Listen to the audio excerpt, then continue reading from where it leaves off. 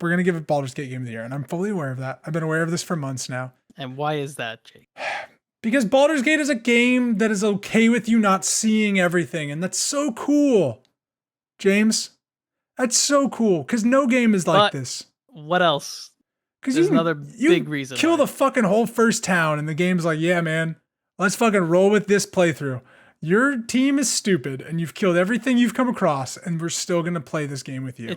It's a co-op adventure. Yeah, I think that's the downfall of Zelda, which not the downfall. Like I think the aspect that people like with a lot of gamers is they want a co-op experience, like something to share with friends. Elden Ring was that experience as well, as there was co-op mods, and you could also like fight 1v1 and had that open. It was really nice. You could share that with Zelda Tears of the Kingdom. You're locked behind the Switch. Not really. Like, of course, you can emulate it on PC. But you could you can't really like share that experience with someone in the same time as you can with Baldur's Gate 3.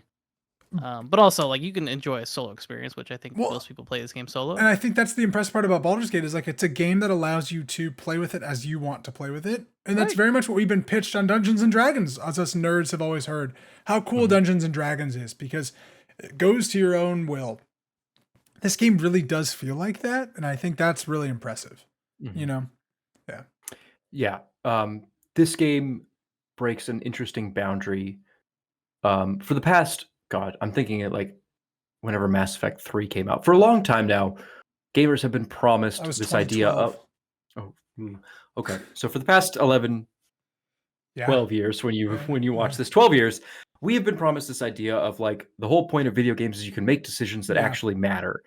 And as we kind of learned, that's something of a farce. Because it's really difficult to code and to develop branching paths.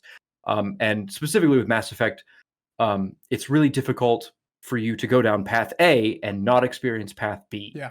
And people are like, well, there's no value in path B if nobody picks it. But also in your sense too, like the path is so clear in Mass Effect. There's literally moments where the trigger goes be a good guy or be a bad guy. Yeah. You know, like where in Baldur's Gate, I'm sure this is where you're going, the path isn't clear. Yeah. Yeah. Baldur's Gate lets you branch your narrative, your story in a whole bunch of different directions. They are not clear as to whether or not you're being good or being bad. It's all a little bit fuzzy, but the point is that it's your adventure. So you can do things however you see them, and the game accommodates that, which is, in my opinion, a huge leap forward in emergent storytelling and what video games are trying to do. Yes. And for that reason, it hits my number one of just the fact that the three of us can come.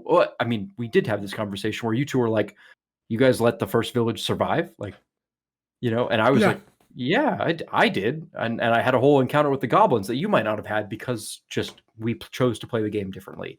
The fact that somebody was able to do that and execute it, and to James's point, and make it co-op, make it a shared experience, fantastic. Yeah. This game's been out a while, I'd say in the year, for 2023. Yeah. And I still have friends, 5-6 friends playing it every single day. Which I think is definitely like a testament to that game to have so much content, so much voiced content. Well, it's all voiced, which I think is like that's what takes this game from being like what it could have been. It was like a small indie kind of like darling to AAA is that this whole game is voiced. Like that's huge. Yeah. Like, sorry, James. Well, and that's what takes it above like Starfield. Yeah. For example, like this game kind of like came out around that time frame where like Starfield comes out and it's like, yeah, but this game just completely did something different. It's way better than what you've been doing the same 10 years. Yeah. So, yeah, I think like Baldur's Gate kind of is it's an incredible RPG on multiple senses. I think like one of the things is we talk about like Gunnar and I were playing it together, basically like side by side, but not in the same party. And he was on one screen and I was on the other. And we did started in the same point and did entirely different hour-and-a-half quests and different things from that same point. We're like, that's really never happened in an RPG because the world wasn't sculpting around what was happening. The world just had different moments that happened to it. We're like, James and I in our group playthrough, which just has a chaos build at this point, is like, we just slaughtered the whole first village. And like, there are no quests from the tieflings or the druids at all now for the rest of our game. And what is that going to do going forward? and we've already seen like minimal things of what's happening, but that's gonna have huge repercussions later when we get to certain points. And I'm just like so curious about that, and like to me, like that's such incredible game design that like I totally understand why this game is game of the year and why this game is the best game of the year. You know, like it's not mine because for me, like gaming is Zelda. I grew up. My first game was a Zelda game that made me feel like I was going on an adventure, and that's what Tears of the Kingdom brought back. So like for me, that's where it's gonna be. But like I totally get why we're here. And it didn't win the Game Awards Game of the Year, but I'm sure it's winning other Game Awards Game of the Years. That's why there needs to be more Game Awards than just the Game Awards. IGN gave Zelda. DICE, IGN. There are tons of Game of the Year awards. Exactly. So in terms of Game of the Year awards, I hope Starfield does not like take whatever they got from some Joe Schmo and call it Game of the Year. But they will. They will, because they'll be a Game of the Year edition. I believe they won a lot of Steam awards. They did, which is wild. Who did they fucking pay to do that? You know what I'm saying? Well, those are jokesters, review bombers. Fucking Gabe Newell is like lying in his pockets with Starfield money. What are your final thoughts on Baldur's Gate? Why is it the Game of the Year? Like, why is this the game? What do you hope it takes away? What do you you know what I'm saying? To synthesize what I just said, it crafts a world, a story, and a video game around your choices as opposed to the other way around.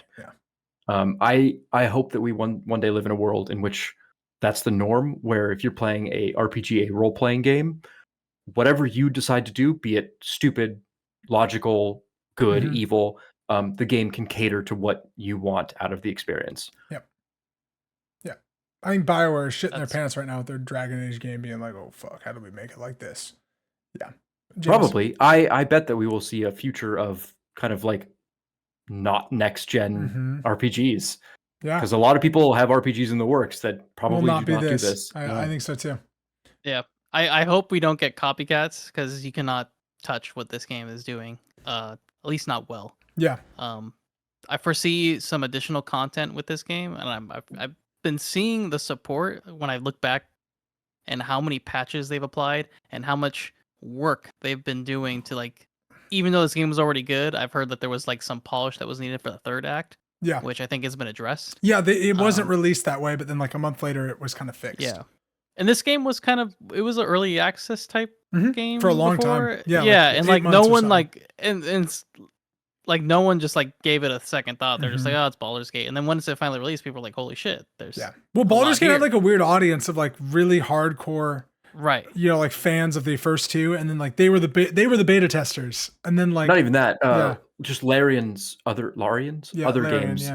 Divinity: Original Sin has a hardcore following of like that computerized tabletop RPG. Well, and I think what this game benefits so much about too is having that license of Dungeons and Dragons, where like it kind of has this world established a little bit that I feel like helps them create a story in it, rather than having to like build all these gods and deities and stuff. Like they're able to just kind of slide into this world and kind of make it what it is, which I think really helps.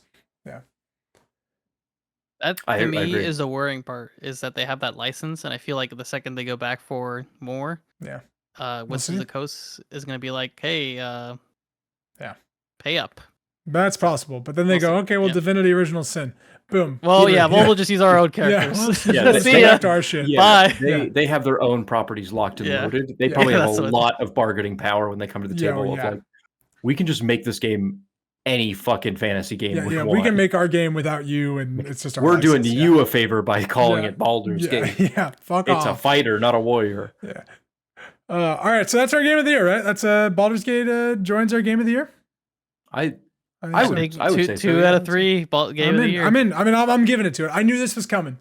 It was there the whole time. So that means okay, so we had Jedi Fallen Order in 2019. 2020 was Last of Us Part 2. 2021 was Inscription. 2022 was Elden Ring, and now 2023 is Baldur's Gate 3. I love it. What will 2024 be, James? Who's to say?